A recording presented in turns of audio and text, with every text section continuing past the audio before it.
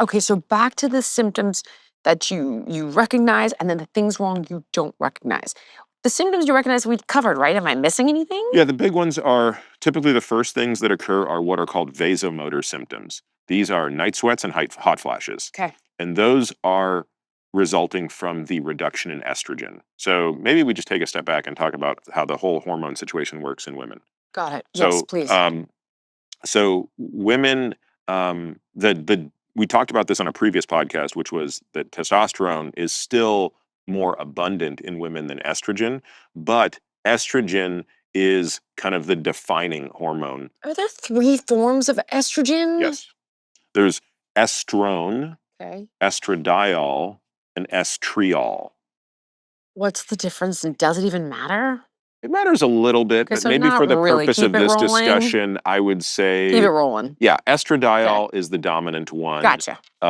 Maybe when we talk about sort of edge cases of hormone replacement therapy, we can talk about the use of estriol. Got it. But I think for the purpose of this discussion, women should understand that estradiol is the dominant form of estrogen. Okay. And um, just like we talked about with men, when the gonadotropin releasing hormone from the hypothalamus tells the pituitary to make follicle stimulating hormone and luteinizing hormone, the ovaries make more estrogen, and this is a cycle that occurs. Now, what's really interesting, And progesterone? yeah, progesterone.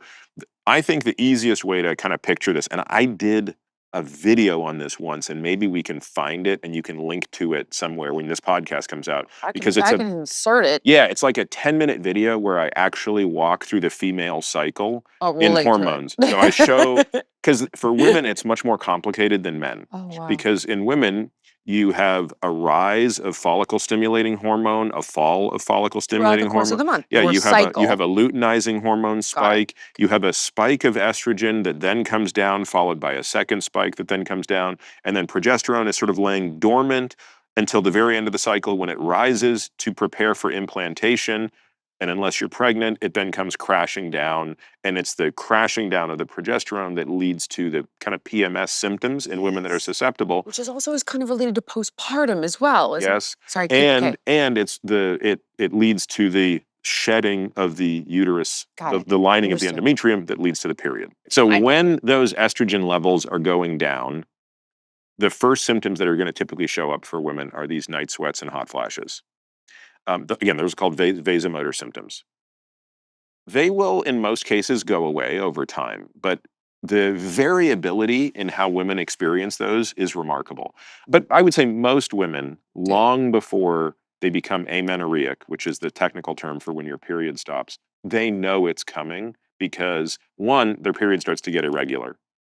But two, they start to develop these symptoms, right? They're like, oh my God, like I woke up in a total, my sheets were soaked. Or I just get these really hot flashes, like if anyone's ever taken niacin or something and knows what that feels Oh like. my God, is that what it feels like? Because yes, I've taken That's what I'm niacin. told it feels like. Again, I Oh haven't God. Okay, experienced right. it. Yeah. Of course not. Sorry. Yeah. Oh, that sounds now that genuinely sounds awful if that's in yeah, fact and what then it I feels think like. the other really big symptomatic component are the sexual side effects. Okay. So some of that can be loss of desire, but a lot of that ultimately becomes what's called vaginal atrophy. So that means reduced lubrication, and actually atrophy is a word for shrinkage, right? So a shrinkage of, the sexual organs, basically. What is the net result of that? It generally makes sex painful and undesirable. And so there are solutions to that that do not involve HRT. They're not as effective, but you can use topical estrogen in that case to overcome both of those situations. Again, it's nowhere near as effective as systemic estrogen, which we'll talk about, but which is a part of HRT. Okay. So the third symptom that I think is not uncommon with menopause is kind of like the emotional and cognitive symptoms. And again, it's not the case that every woman will experience every one of these. You can't try to ram this sort of playbook down everyone's throat and say like this is going to happen.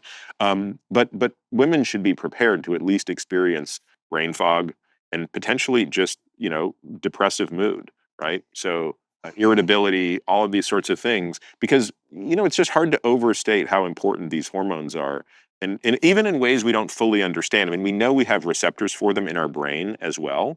So it's not just that estrogen and progesterone receptors are found in the reproductive organs, they're also found in the brain. And so therefore, it shouldn't be that surprising that when you are losing those hormones, you're going to not just experience reproductive symptoms, you're going to experience cognitive I and think emotional. Dr. Lisa Moscone is a neuroscientist, isn't Yes. she? She's like, and then she wrote the XX brain for menopause and dementia. And I was like, well, that's scary as hell.